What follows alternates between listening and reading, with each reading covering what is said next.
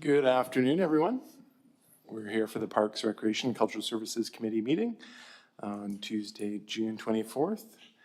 And I'd like to begin, as it is in my opinion, that we need to acknowledge that we are gathered on the traditional, ancestral, and unceded territory of the Hunkaminam speaking people, and we respect their enduring relationship between the communities and this land. This is where our city parks, our recreation, and our cultural services are graciously provided.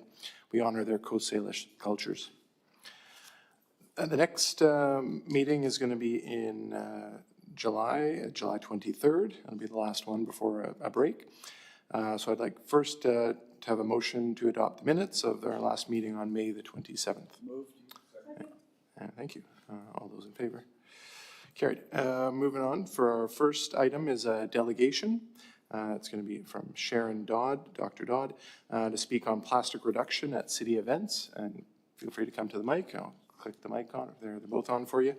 You can choose your seat. When it's red, it's good to speak. And you have 5 minutes, and we'll, I'm sure, have a lot of discussion questions for you afterwards. So please take it away. And I believe you have a presentation with some slides that you submitted in advance, or were they just an email? No slides. I think you so distributed some material. Yeah, so if you have your phone, you can access the, what the it was sent to all of us. It was in an email. An attachment. And all of you are members, so you should have in there. You can just read it after. Okay, go ahead. Thank you.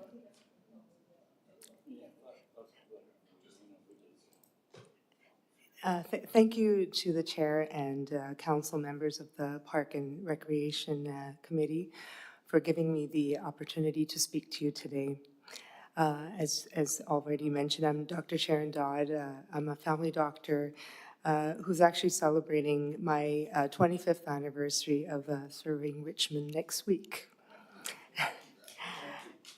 As a lifelong resident and admirer of our beautiful parks in Richmond, I'm deeply invested in the health of our community and the health of our environment. I have no competing interests in today's presentation. Today I'm addressing the growing crisis of plastic pollution and requesting that this committee consider transitioning from single-use to reusable food and beverage containers at large city events, aligning with Richmond's goal for a circular economy. Over the years, I've witnessed the mishandling of plastic in our community, from unnecessary use to improper disposal, often directly into the environment. And despite individual efforts to reduce and recycle, many, including my own children, feel that personal actions alone won't curb this problem. Globally, only 9% of plastic is recycled, with the rest ending up in landfills. Plastic does not degrade and only breaks into smaller pieces known as microplastics. In fact, every piece of plastic ever made to date still exists in some form. Here in Richmond, our beautiful landscapes may appear pristine, but microplastics and harmful chemicals are accumulating in our air, water, and food chain. As a doctor, I'm alarmed that microplastics have been found in every human organ tested so far, contributing to serious conditions like autism, ADHD, preterm births, infertility, Alzheimer's disease, and many others. This is a public health crisis that demands actions at all levels, including municipal. Richmond hosts numerous events where food is served, with the Salmon Festival being one of the largest. In fact, my daughter is a volunteer with the city's Green Ambassadors program and helps at the waste sorting stations during these events. And when I go to say hi to her, I've observed that a significant proportion of the food and beverage containers that are sorted are single-use plastics. This is a missed opportunity to reduce plastic pollution in spaces managed by this committee, where community gatherings could reflect our commitment to sustainability. I propose that Richmond transition to reusable food and beverage containers at city events. And this is not a novel idea. There are many organizations worldwide that have started to invest in this concept. Oceana Canada is working with the cities of Toronto and Vancouver and preparing to implement reusable systems at stadiums for next year's FIFA World Cup soccer tournament. That's just an example. And a workshop was held in April to explore the logistics of this initiative, and that's one of the pieces that should eventually reach your emails. There's a summary of those discussions. And by adopting similar initiatives, Richmond can position itself as a leader in environmental stewardship. To make this vision a reality, I respectfully request the following actions. First, we need data collection. If it's not too late already, I request that city staff audit the amount of single-use plastics used at this year's Salmon Festival and track where it ends up. There's uncertainty about whether food stain containers are truly accepted for recycling. And I encourage a visit to Richmond's recycling facility to confirm this. And to research feasibility into the reusable systems by drawing on global examples. And this could include partnerships with vendors and the reuse industry. Finally, policy development. I hope that the committee can set a target date or first city event for implementation of this reusable concept. In closing, by transitioning to reusable containers, Richmond can send a powerful message of sustainability, protect our health, and inspire the next generation to cherish our environment. Thank you for your time and consideration, and I look forward to hearing the work that we do. Great, thank you. I'll start with a question I have, and then we'll go around the table if there's more. You have 25 years on the job. I wonder, have you ever tested any of your patients or yourself? Because I've heard in the past there's been doctors who've done their own testing to confirm that microplastics are in themselves. So have you ever been part of that work? Unfortunately, we haven't gotten there with research yet, and there are no standardized tests that we can go and get done to test the level of plastics in our body.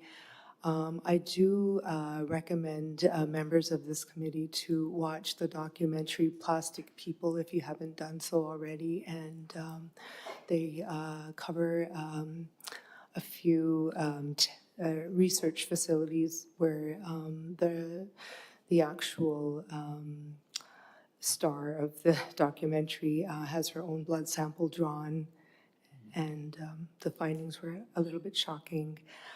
But as a family doctor, I do see a growing number of cases of some of the disorders that I mentioned, specifically autism and ADHD. I think probably all of you have bared witness to that as well, that you're hearing about that a lot more. I think my autoimmune disease is probably related to plastic pollution in my body at an early age. So anyhow, I'll carry on to Councillor McNulty here. Yeah, thanks very much for your work and your concern. I think we're probably further ahead than you think in this community. We all have plastic in us, and we already know that. I guess, and I'm not going to get into what you've done on that because I support you 1,000%. And but I'm more concerned about, you mentioned to do something for Salmon Festival. I'm very concerned about the metrics and what metrics we collect and the timing of it. It's a week away. It may not be realistic for this year. Might want to maybe doing it for others, because we already use reusable stuff in the hall here and what have you. So It's not as if we're foreign to it. So I'm just trying to figure, from your point of view through the chair, what metrics might we collect?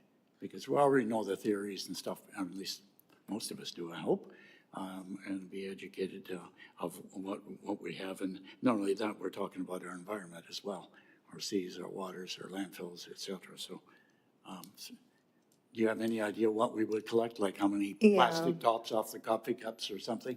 Right, and I'm not an expert in this type of work, but I would hope that there is a way to gather information from the food vendors themselves as to how much packaging they're distributing on the day.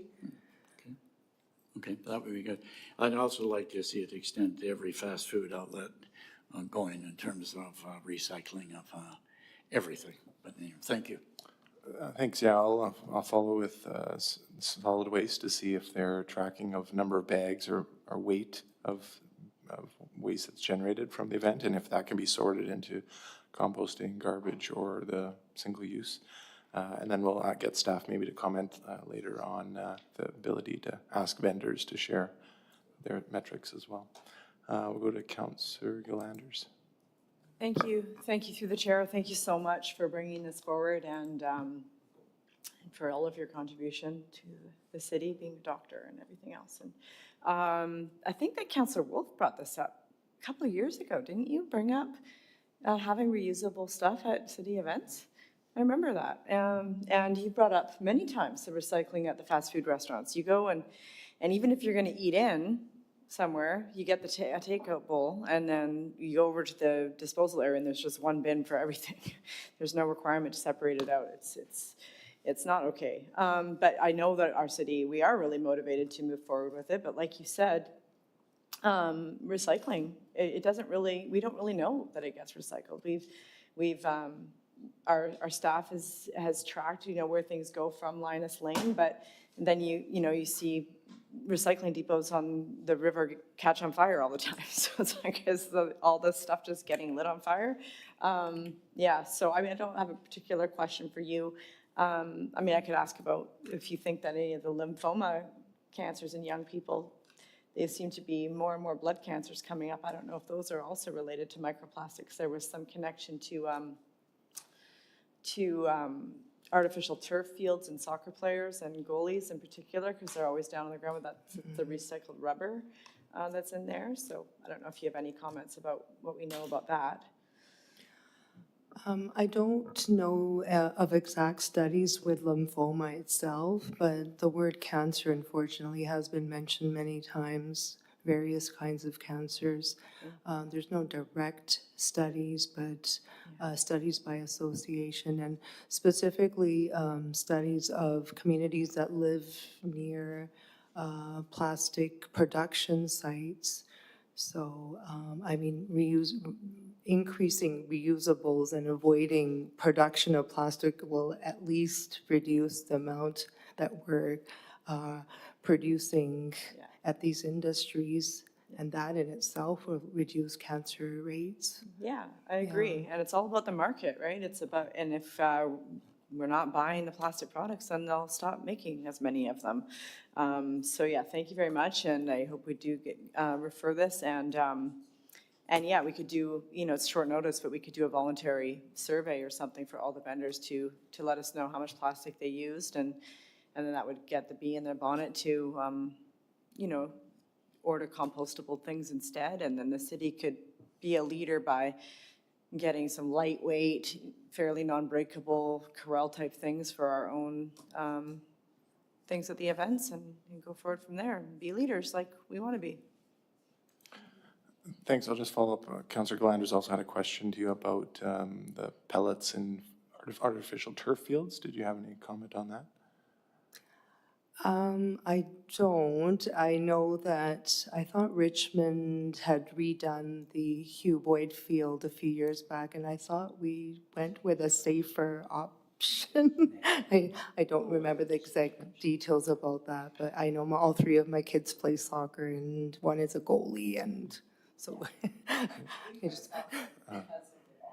And Thanks. We got Councillor Hobbs next. Councillor Hobbs. Thanks, and through the chair. Thanks for the presentation and the information. I have to admit that I find the whole plastic debate one of the most depressing things that we can talk about, so thanks for that. But because it's such a serious issue, and I remember reading something saying, and I do have a question for you, that I think it's every minute of every day, we're dumping one large compacted garbage truck of plastic into the ocean every day.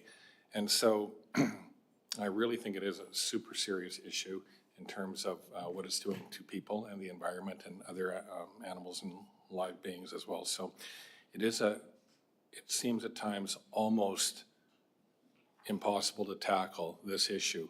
And a lot of the comments about how we produce things, how we package things, it's hard to even go to a store and get anything that's not wrapped in plastic in terms of vegetables. I know you still can in certain places, but so the question is, now you're talking about the packaged food that is sold, that comes in through a vendor, for instance, like a truck, or are you also talking about the things that we use, like the plates and things like that? Are you talking about both types of things? Well, what I observed last year was the plastic clamshell containers seemed to be the most common used serverware. And I mean, I don't know exactly what kind of food trucks were out there, but I think most of them were using those. I don't know if it'll be different this year. But I also, as I mentioned earlier, sorry to add on, the organic staining of the container certainly worries me, because I know at the roadside if any of our containers are stained, they get rejected. And I know last year it was pile after pile of these dirty containers, and I couldn't understand how they were going to get recycled. Yeah, we do spend quite a bit of time washing those at home, but two things. One is, and maybe this can be part of what staff looks at, just advice. We've had a couple events in Richmond where we have local companies actually that make recyclable, reusable plates, knives, forks, straws, and it's, I forget what it's made out of exactly, but you were at that event as well, I think, Mr. Chair. And so we could probably include that in what we look at, and if there's an opportunity to use that. And then the last question, or the question is, are you part of any larger group? You know, there's Doctors Without Borders, and you know, doctors carry a significant amount of weight and credibility in our society. So are you part of a larger group? Because I think the issue is actually way bigger than Richmond as well. So provincial legislation, federal legislation, are you working on that at all? Yes, and there's not a lot of us doing this type of work, unfortunately. I volunteer with the Canadian Association of Physicians for the Environment, also known as CAPE. So I got a lot of my research material through staff from that organization. And I was actually fortunate to attend the Global Plastics Treaty meeting in Korea in November as a observer through CAPE, where I was introduced to a lot of this reusable concept, because there was side meetings that we were able to attend and meet global leaders in this type of work. So I don't think we need to reinvent the wheel with this type of work. There is a lot of work being done already. I'm not sure if I sent some of those examples in the email, but I'm happy to follow up with more information if anyone needs. And I know the city staff are also quite aware of work that's being done. Thank you very much. Thank you. Yeah, I think Councillor has questions to staff, so I'll just make final comments here.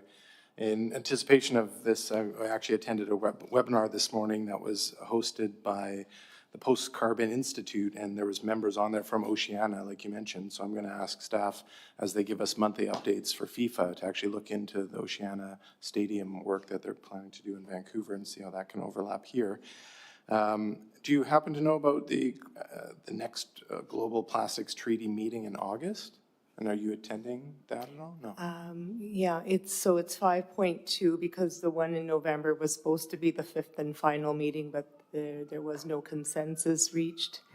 So hopefully in August in Switzerland, they're having the second part of that meeting, and hopefully there will be consensus or there'll have to be some other way to come to a decision.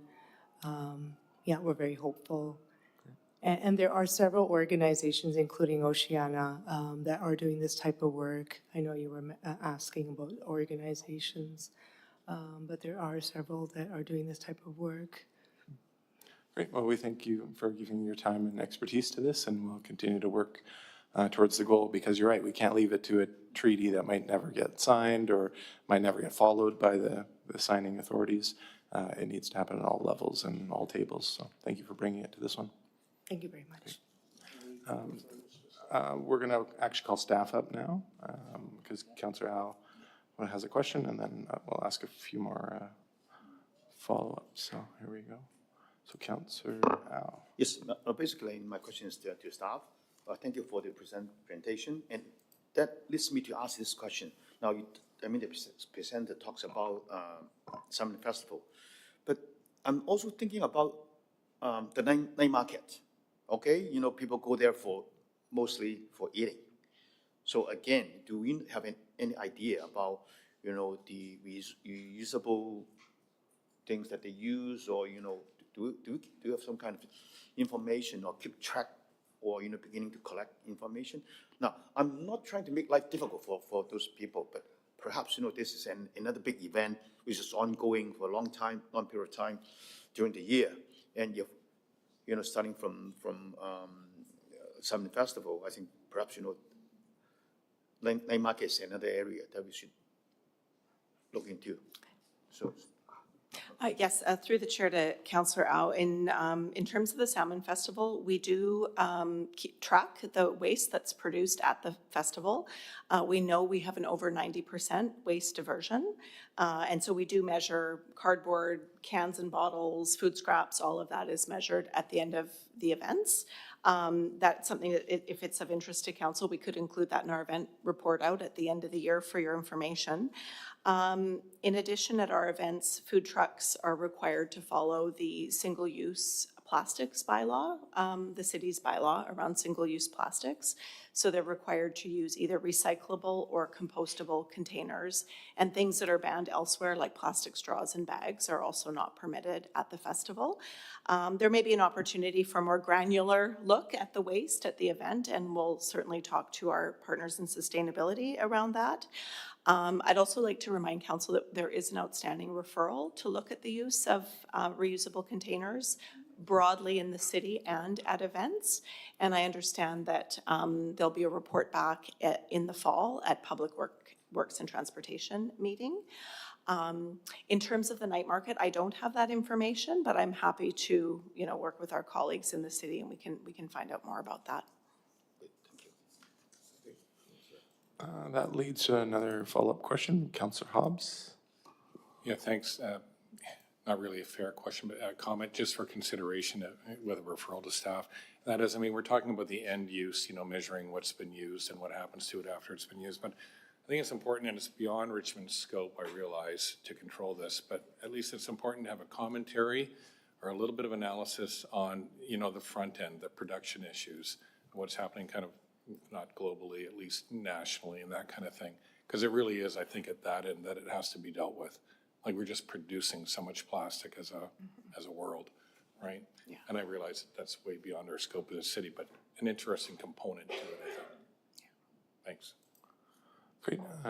No other questions to staff? Then I appreciate you having all those updates for us, and we look forward to what comes in the fall for the policy development side of things, not at this table, but Public Works and Transportation, and we can probably carry that over to the following meeting that we have here to see how we can implement that at city events and the like. Okay, that takes us to not quite item 2.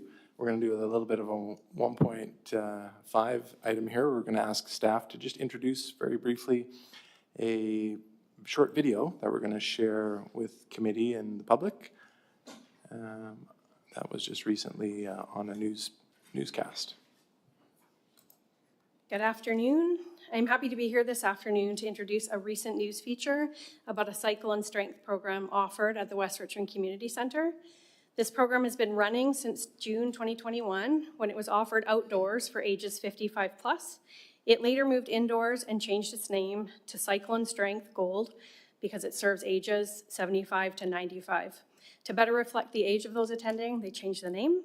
The program is very popular and well-attended and is an excellent example of seniors programs offered for this community.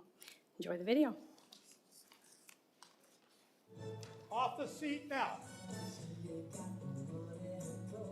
Push to the beat of the music. When the tunes come on and the wheels start turning, age is nothing but a number. This is the time where people can forget anything that's going on. This is the Golden Spin and Strength class, Okay, down onto the seat, position 2. which takes place at the West Richmond Community Center. Okay, bring it up to 80 to 90 RPM. Instructor Murray Phillips started the program during the pandemic to help the elderly stay active safely. I knew that there was a lot of seniors in the community that were not able to get out. They were in isolation. La, la, la, la, la, la, la, la, la, la. 5 years later, it's going as strong as ever, with around 20 participants and fun themes every week. As you can see, I'm music today is late 60s, early 70s. I'm a big music guy. Well, I always, as a trainer, wanted to make sure that they had their cardio, that people got their cardiovascular needs, also their strength needs. Shift your weight over, shoulder square, keep your back in neutral. If you're wondering why it's called Golden, This is 75 to 95 years of age. We might even have to go platinum because we have a 96-year-old in here. Well, actually, I like to say 69 with a lot of experience. I like that even better. Yeah, me too. Okay, one more. Nina Graham says the class keeps her spirit alive. I love working out with the people. I love being with people. We have a lot of laughs. We sing, and I can be myself. Off the seat. And beyond the physical benefits, it gives the seniors something to look forward to. And I like being there, I never miss it. You know, if I go on a holiday, I got to plan around it. Drop the gear if you have to. An active, heartwarming group showing us that movement doesn't need an expiration date. My message would be, as you get older, it's harder, but keep it moving. Keep doing.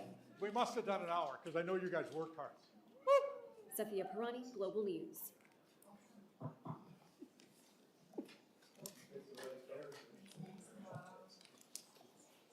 All right, so just a reminder You of travel with the, family, every minute matters.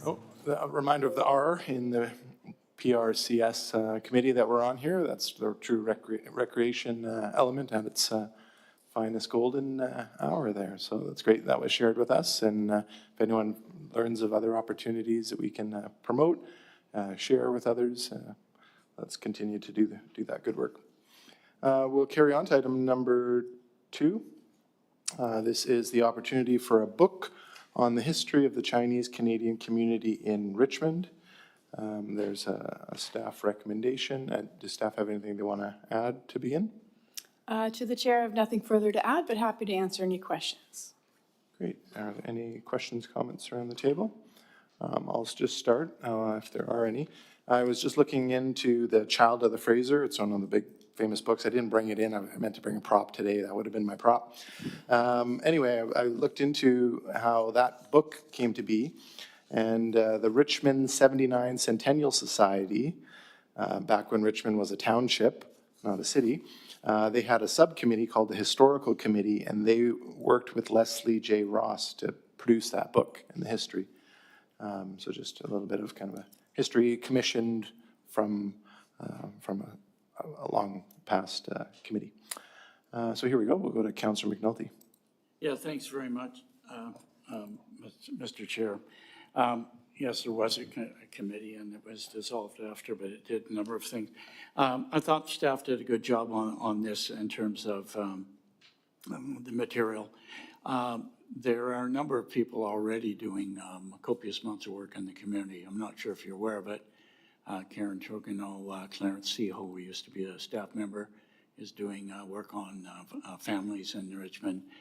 Debbie Jiang, who works with the Chinese Association. So there's a number of things on it. I'm just wondering where we are, and obviously getting into ethnic books is a whole different thing. The transcripts of each of the vignettes from the Chinese bunkhouse. Do we have those in printed form? You know, when you go in there, you turn on the thing and you get a commentary about what they did when they left Canton or wherever and come over. Where is that material? And do we have that? Through the chair to Councillor McNulty, I can look into that. I know most of the city, or many of the City of Richmond oral histories do have transcriptions, but I believe that those particular oral histories were done by another organization, so I'm not sure. Or a consultant that put it together at the time. I'm wondering if we could have that and put it in the archives. I think it's not perfection. Having done self-publishing, I can tell you what it costs for a book. It'll blow your way. So I think to augment what staff have already done, I think it would be fitting if we could do that and go from there. Councillor Yes. Well, I can understand that staff is not recommending a concrete action at this point, but, you know, I also have to say that probably, yes, you know, there's so many materials out there, different people doing different things, but if we can have a project of some kind to bring all these materials together in the form of book with a specific theme, I think would be preferable. So that's why I think perhaps in the conclusion section, instead of leaving it open, may I suggest that, you know, since we know that the museum is going to have an exhibition on the history of Richmond Chinese, right? So perhaps instead of leaving it open, I would suggest that maybe we tie this into further discussion with the museum so that, you know, there's a direction that we want to go into. Now, whether or not it can be worked out is another matter, right? At the end, maybe the museum's doing another thing or they don't think this is appropriate. But what I want to propose is that, you know, we try to bring these two together and instead of leaving it totally open and maybe, you know, we take on this opportunity to have further discussion and exploration with the museum and see if the book can tie into the exhibition. Through the chair to Councillor Au, for many of our exhibitions, because they are temporary, we do look and see where there are options to have more enduring documentation of the work that was done. And certainly I think the exhibit we're looking at for 2026 on Chinese Canadians would be a good candidate for that. In many cases recently, we have done online exhibits that live on the Richmond Museum website. So that may be an option, but it's something that, you know, we will discuss with the advisory committee for the exhibit and see, you know, where there's a desire to kind of have something that's a little longer lasting.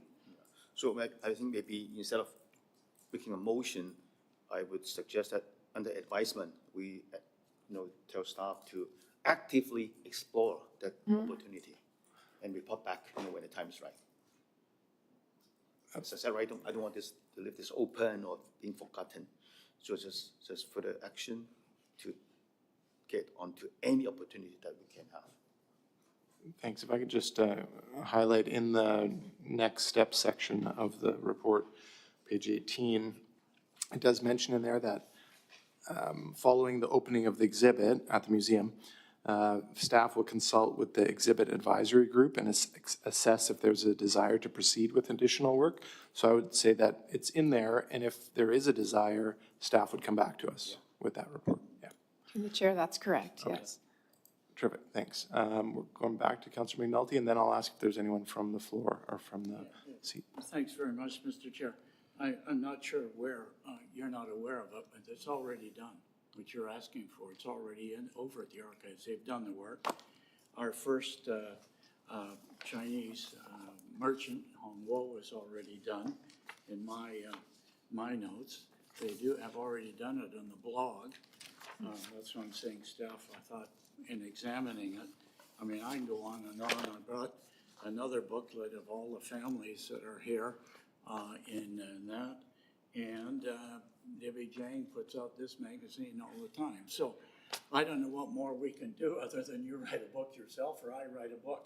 And on it. So the material's there. Maybe we could get copies for council and on it and pass it around because the materials are there. There's a lot of, it just augments what Chuck is actually asking for. And then if somebody wants to put it to a book together after that. There are a couple people that are all, as I said earlier, already working on it. I just don't want to duplicate what's already there.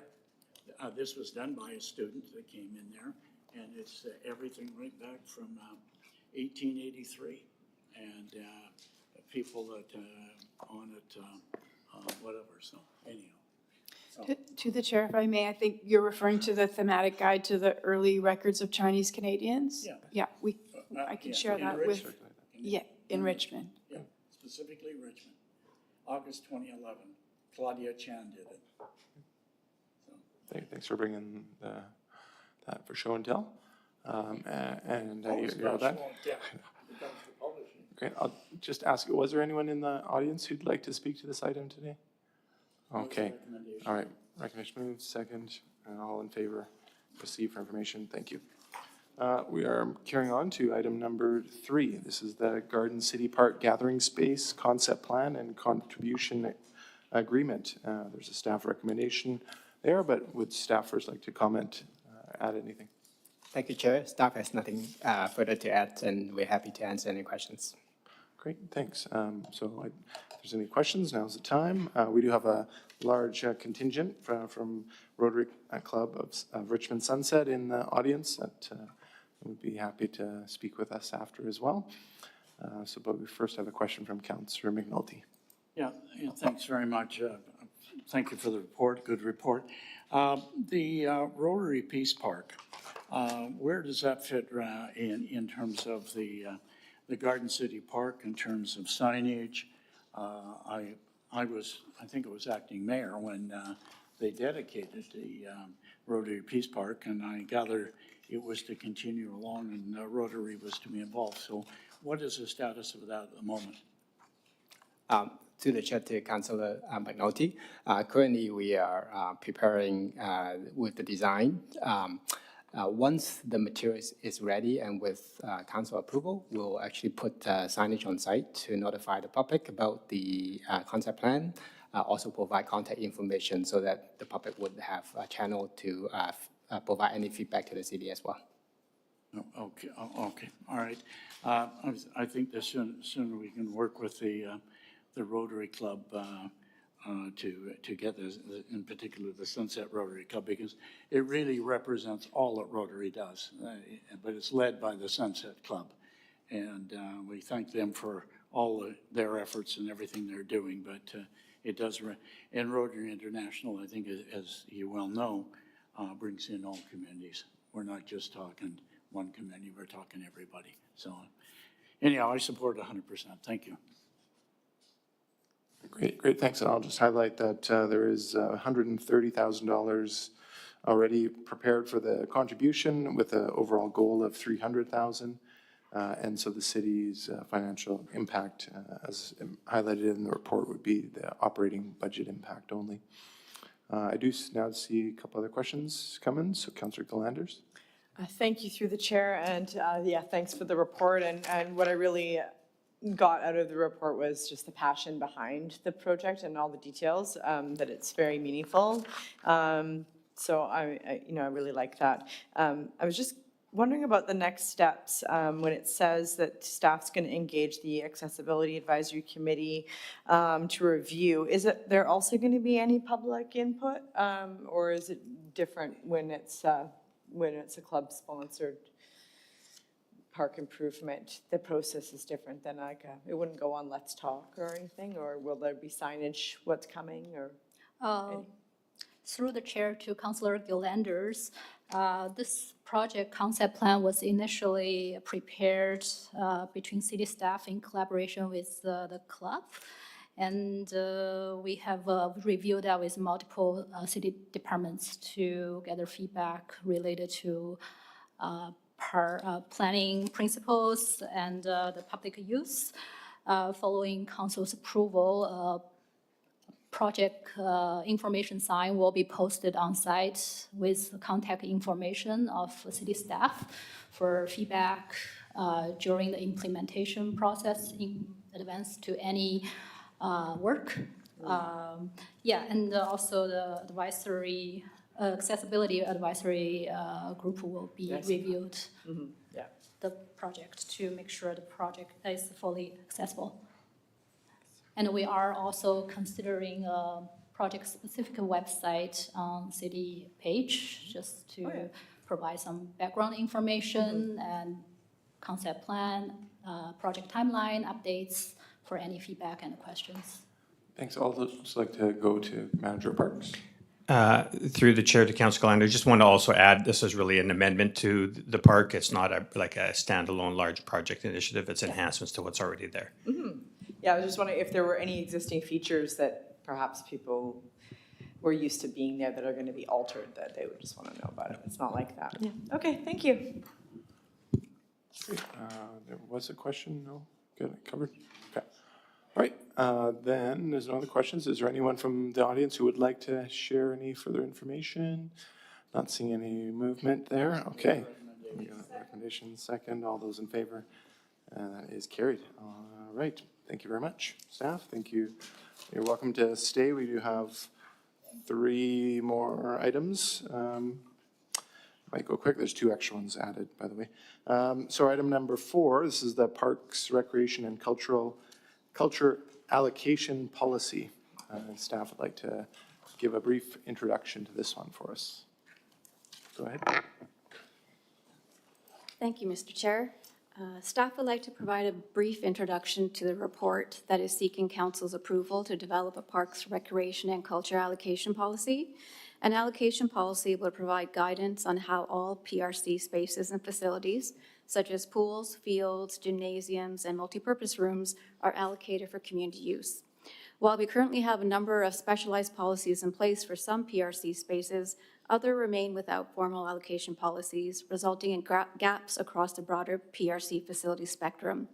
Developing an allocation policy will address these gaps and provide several benefits, including promoting equitable and inclusive access to all Richmond residents, optimizing the use of PRC infrastructure, providing transparent and clear guidance to our staff and association staff to support consistency in decision-making, and providing transparency to the public and users requesting to use our spaces on how allocation decisions are made and expectations and requirements for facility use. Engagement will be a key component throughout the policy development process, including engaging with community organizations that we work closely with, and connecting and soliciting feedback from Richmond residents and user groups who use our facilities. This will ensure that our PRC spaces provide shared value to all Richmond residents. With that, we are happy to take any questions.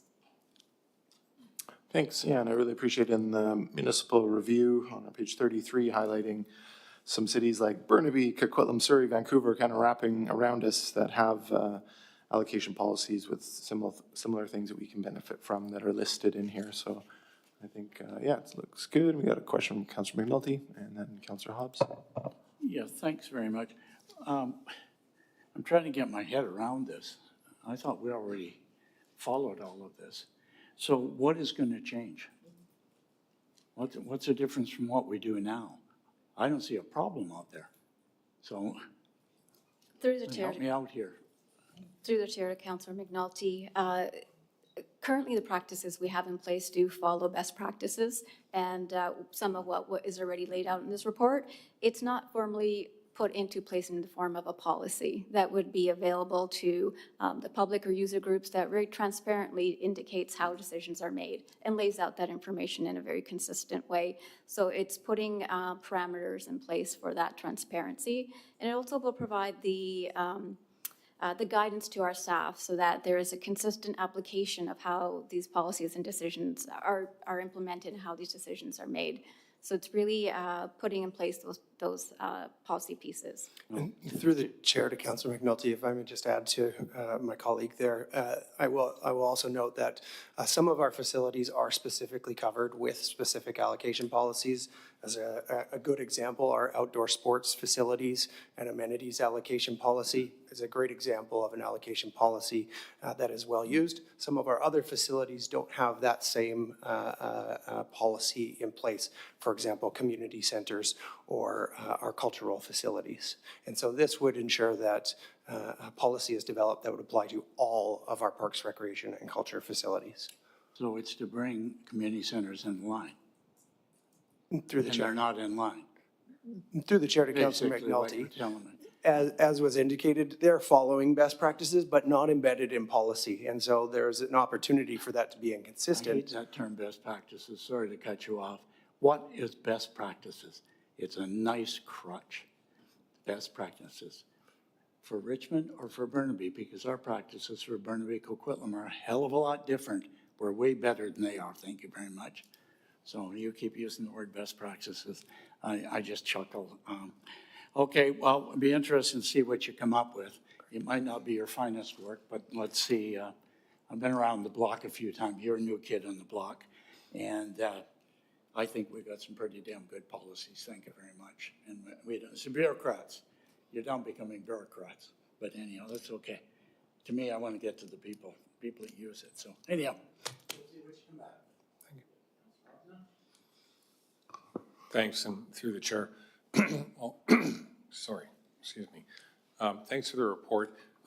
Just a couple clarifications, because when I read it, I did need some clarification, and staff were able to provide some of that. But I'm actually glad to hear that in spite of not having clear enough policy, perhaps, that bridges over all gaps, that staff are making good decisions in applying the policy they have.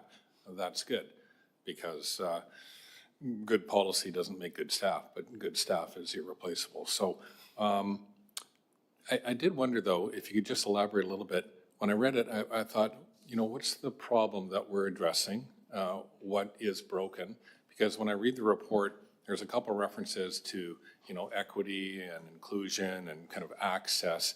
And so when I read that, I think, ooh, you know, as was just mentioned, are we not doing that now? I thought we were, more or less.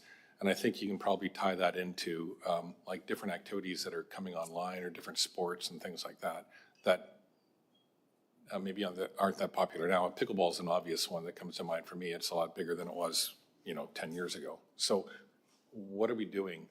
And as was just mentioned, what is this about in an example format? Yeah, thank you, and through the chair to Councillor Hobbs. You know, in regards to the problem that we are trying to address, I think an overarching policy would provide clear and consistent and transparent basis for decision-making for allocations across all of our facilities. So it would really help to identify the roles and responsibilities of staff, of our user groups, the expectations and requirements of those user groups to utilize our facilities, and it would help to articulate the priorities that would be needed across our organizations. With regards to, priorities across our facilities. With regards to your comments about equity and what we're meaning there, we would anticipate that this would outline things like gender equity and consideration of emerging sports or activities and how they might be incorporated to ensure that there's a balance of opportunities provided for Richmond residents to be able to participate. Okay, just a couple other comments, if that's okay, through the chair. Yeah, I get that, how, you know, a larger overarching policy might help fill in some gaps. So just for reference, maybe a rhetorical question, my concern is that there are some organizations like RACA, you know, for the rinks and yeah, and then the aquatic board for pools that I think are operating pretty well. And so I don't necessarily agree, and maybe you can comment on this, that one overarching policy that kind of is a blanket policy that affects all users in Richmond and all groups is necessarily the way to go. And I think the report touches on that. So can you kind of reassure us that it's not going to be central planning from the Politburo that tells everybody, you know, how they're going to function down to the number of seats they have around a table? Through the chair to Councillor Hobbs, an overarching allocation policy will define the foundational principles and common elements that would apply across, if there are specialized policy, it would apply to them all. Certainly, as we've noted in the report, we will assess our existing policies to determine if they should continue to remain standalone policies or be embedded or simply aligned with the overarching policy. So in a similarly, RACA's policy and those other existing policies will be looked with that, considered with that lens and remain standalone and tailored if that is the better approach. Yeah, alignment is fine, and I think some individuality is fine too. So just the last comment would be, when we have so many well-established groups in Richmond that, you know, from growing up here, I thought were pretty inclusive. I've always thought of sports and activities actually as one of the most inclusive things, where people from different backgrounds, you might not even speak the same language, but you do get elbows up. So, I mean, there's a lot of communication and it brings people together, and I think we've been really successful that way. So I wouldn't want anybody to interpret it as being that we're not inclusive, or there might be room for improvement. And I think one of the examples might be something like, women's football might not have access that men's football would have, for instance, because it's a smaller sport and it's still growing. It's not quite as big as like women's soccer, for instance. So I think I'll just leave it at that. But yeah, I don't want to give anybody the impression that we're shrinking access for any of the long-established groups that have been serving Richmond really well for, multiple decades and even scores of years. So I guess we'll see what you come back with. Thanks. Great, that would be all. So we've got a staff recommendation in front of us. Thank you. Moved, seconded. All those in favor? Those opposed? And that's carried. All right, thank you very much, staff. And now we're going to move to a 4A and then a 4B. So 4A is coming from Councillor McNulty, and I think the title would be Management of Scotch Pond. Okay, come on. Thanks very much, Your Worship. I'll, No, not worship. you like that? Yeah, keep it going. I'm going to make a referral to staff. Back in 2012, Parks and Rec made recommendations on the status of Scotch Pond and how to manage it. Then we did again a little bit later on it. And Councillor Hobb chairs the committee for Britannia, and I chair a committee along with Councillor Liu, looking at the Stevenson waterfront from 3 Road all the way through to including Scotch Pond. So I'd like to refer to staff to their thought of having an aquarium there and managing Scotch Pond and developing that area down the road. And we never ever did get a report. So I'm going to refer to staff to sit down, and then you can help with the Britannia Shipyard Committee that they have established for the management of Scotch Pond to look up of how to continue to manage it and come back with a report on it. I think we're going to have to put some monies in. It used to be managed by a fishermen's union, the prawn fishers, and it's fallen into deaf ears. We put money years ago into dredging of it. They built the planking, and I don't think people realize how much of a community Scotch Pond and the British or the Scotch cannery was at the time, and the Japanese that lived there around Harold Steves' place. It was huge. So I think it would be an opportunity to refer to staff again for the 3rd or 4th time to come back. But I'd like to staff to meet with those people as soon as we can on that. Great. And that's all I have to say on it, and I'll go from there. Thank you. Did staff want to make any comments? And then they can, now? actually, Oh, they can report back here and doesn't have to report to our committee.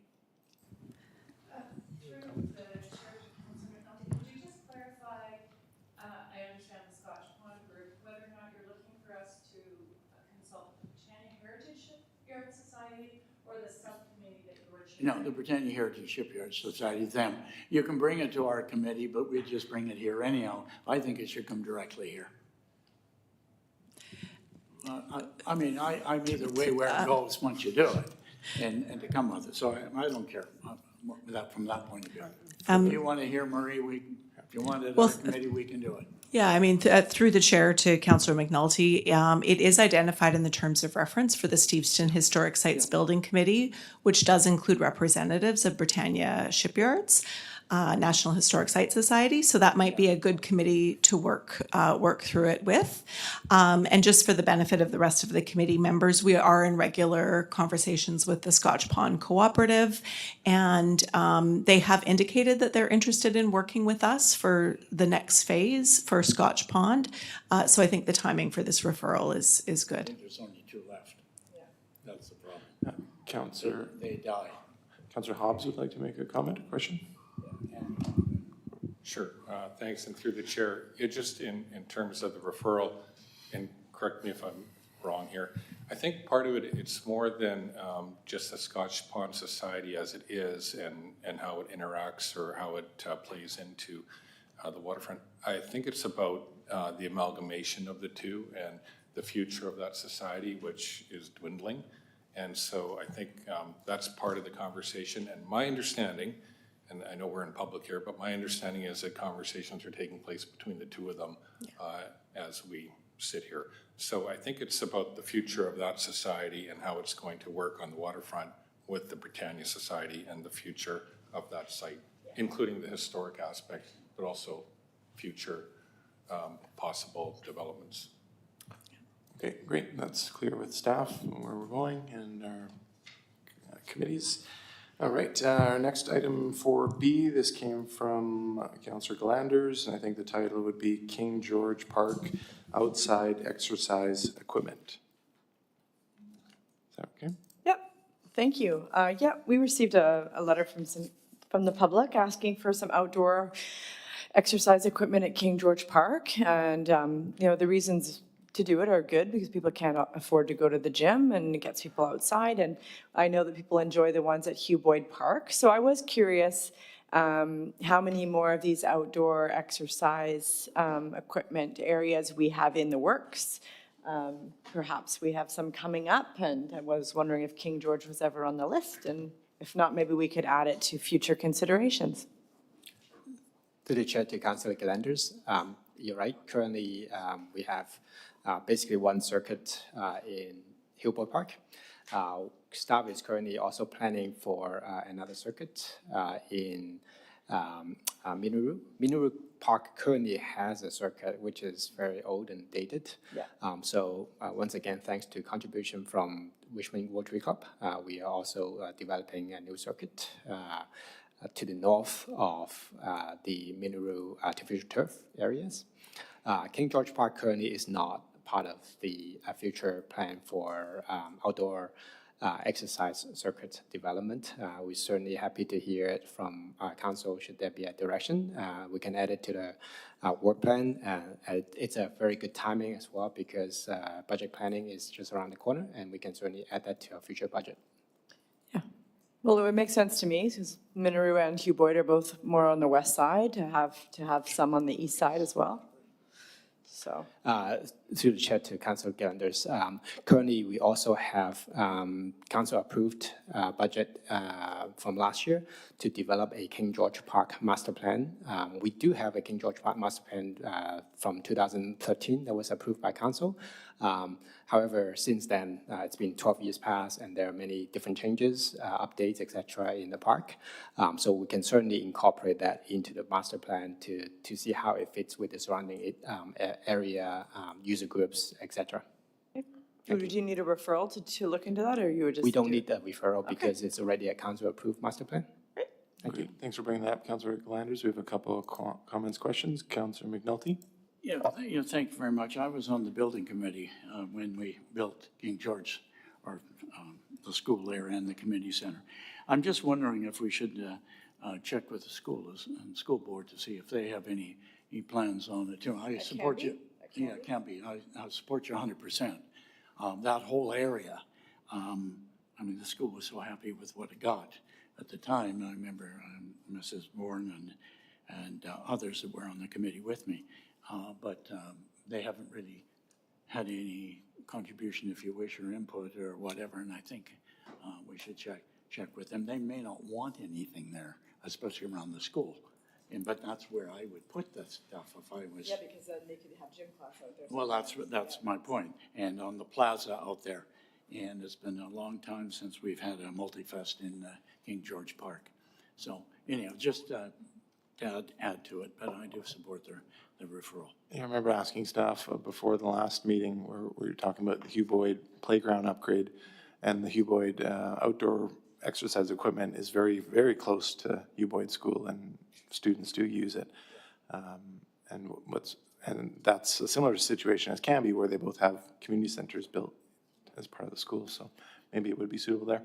One more comment, Councillor Hobbs. Yeah, thanks, and through the chair. Yeah, it's timely you bring that up. We were at a playground opening in Steveston, all of us were there. And yeah, I survived. And somebody brought up King George Park and the playground equipment there. So just to clarify, that's already part of the plan, and the timeline on that, because I can get back to this person about that question. The timeline, which would include playground equipment, I guess, is approximately what? Through the chair to Councillor Hobbs, the King George Park Master Plan redevelopment, we do have that as part of the approved budget. In terms of timeline, we'll be acting on it very soon. There will be some pre-planning work needed because similar to what Councillor Menotti is talking about, we need to identify some stakeholder groups, also develop a timeline, a process, and then some initial kind of investigation as well. So there will be some time that we needed to develop that timeline. So once we have that, we can obviously send some further update to council about that timeline. Well, that's great. That'll be one of the quickest, most positive answers I can give somebody. You know, I just got asked today, so thanks for that. Thank you. Great. So there will be no action taken for this item then. Already direction to staff. But the clerk kindly give me an update that we didn't actually vote on Councillor McNulty's referral motion. It was motion seconded. So let's call the vote there. All those in favor? Great. And that's carried. So thank you. We'll now go to manager's report, which I think there's 3.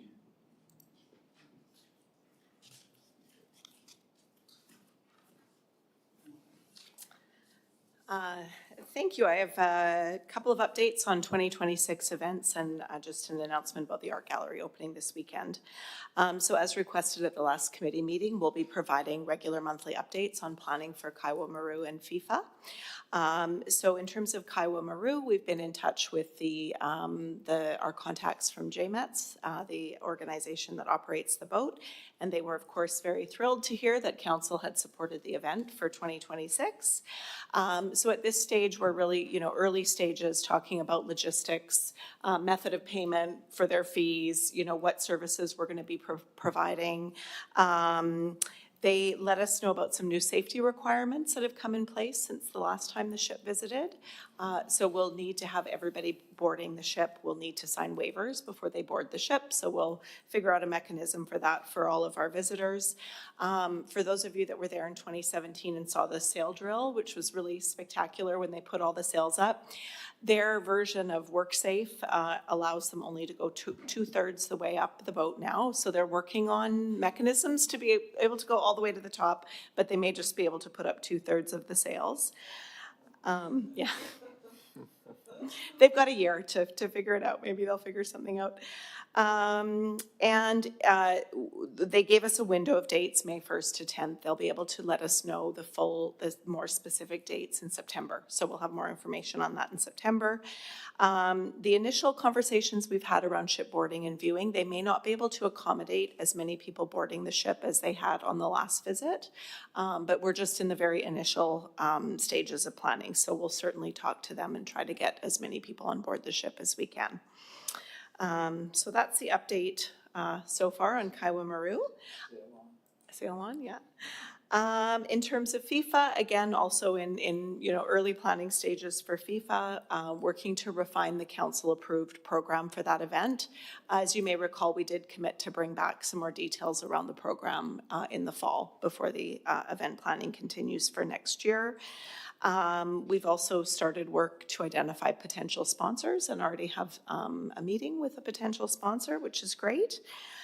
In July, we'll be in touch with the community associations to talk about their visions for their events. We're working on procurement for some of the pieces that will go with the event kit that will go out to the various sites for the event, and also have conversations scheduled with the City of Vancouver in July, just to get to keep in touch with them about their planning. So those are the 2026 events. Just got two questions, one from me, one from Councillor McNulty. So we heard in our presentation earlier about Oceana working with the Vancouver stadiums and the reuse products. Is that something you can bring up when you have your discussion with them, or should that go through solid waste? Yeah, I think to the chair, yes. I think that's actually, I wasn't aware of that, so that's great information for us, and we can discuss that with our event contact in Vancouver. If they're not the right person, I'm sure they can put us in touch with the right person. Great, thanks. We've got Councillor McNulty. Yeah, thanks very much. I want to come back to FIFA and two things. One's a caution. If there are any changes on any requests from FIFA, from Vancouver, et cetera, I would ask you bring them to council directly. I don't know if you know, today it went up almost $100 million in terms of the requirement for FIFA. Told you so. Been there, done that, you know, and it will be beyond that. I'm going to figure 700 million before we even get there. Okay, the government was sucked in by this organization to know how they operate, and I hope that they are paying for our facilities if they are coming here. We got to get some of that $550 million. Okay, I think we've got to have a policy. It's got to come to council. They should be paying for facilities because, you know, they're going to want our facilities because Vancouver hasn't got it. If you've been to Killarney Park, where Killarney is going to be one of the areas, it's not going to be ready to their standard, to be quite frank with you. As I said earlier, we're way better than they are. So anyhow, from that point of view, and I'm happy with the 50,000 that we're giving out to our own communities. I think that's going to be the highlight of FIFA for Richmond and probably the whole Lower Mainland, because this can be successful, in my opinion. So I think we got to be very cautious on how any further involvement saying yes to somebody, well, you can have the field at Hugh Boyd or this, and are they going to give us a damage deposit if they tear the hell out of Hugh Boyd? Those guys go they go a lot faster than Club India do, you know, with our boys 40 years, or Chuck Howell's out there playing. He's a hell of a good soccer player, by the way, but he's not going to tear it up as much as Messi is when he turns to go to the thing, and who's going to repair it? So, you know, being a sportsman, quasi-sportsman, you know, I think we've got to be prepared to look after ourselves. Just a friendly concern, okay? Because I have my pipelines too, so they haven't forgotten me. Okay. Thanks, Councillor McNulty. Councillor Hobbs has a comment question. Yeah, thanks, and through the chair. Yeah, Councillor McNulty kind of touched on it, and I was wondering, well, I had a flashback not tearing up the field, but me rolling around on the field. But with the different community center activations, and do we have an epicenter if we are asked to do something? Like, are we looking at Boyd or Minoru or like King George, or do we have a backup plan, or do we have a plan in case we are asked to do something? And I agree with getting the down payment and security and all that. Through the chair to Councillor McNulty, we haven't been asked to, Councillor Hobbs. Right here. Through the chair to all the councillors. Is that a good recovery? Well done, well done. We have not been asked to provide any sports fields at this time. Certainly that's something we can bring back to council if a request does come in. Yeah, it wouldn't be, I don't think it would be unwise for us to have a plan in case, but just as part of the planning, but yeah. Okay, thank you. Certainly, yeah, thank you. Great. And the final update? The final update is we've got two new exhibitions opening at the Richmond Art Gallery this Saturday afternoon at 2 o'clock. The exhibitions will run until August 24th. The first is Enigma and Dreams, works on paper by Alvin Zhang and Anna Wong. And Alvin Zhang is is an artist that's lived and worked in Richmond. And also the Roaming Peach Blossom Spring, which is a joint show with a Vancouver-based artist and a Shanghai-based artist. And this one is mixed media, so works on paper as well as animation, video works, and prints. I also wanted to just mention we have a really interesting exhibition in the Annex Art Gallery right now at the Cultural Center Annex. It's three-dimensional artworks created by a Richmond-based artist who's blind and partially deaf. He's an artist and also a martial arts instructor, and it's called Zodiac Crossroads, and the works are intended to be experienced both by sight and by touch. So really a unique exhibit by a Richmond artist if you haven't had a chance to see it. Thanks. This is Councillor Glander's comment. Thank you. How long is that exhibit going to be there? That one is up until September. Oh, great. Okay, well, I'll get out there. Thank you very much for Thank all you. those. Is there a motion to adjourn this meeting before we get a closed meeting?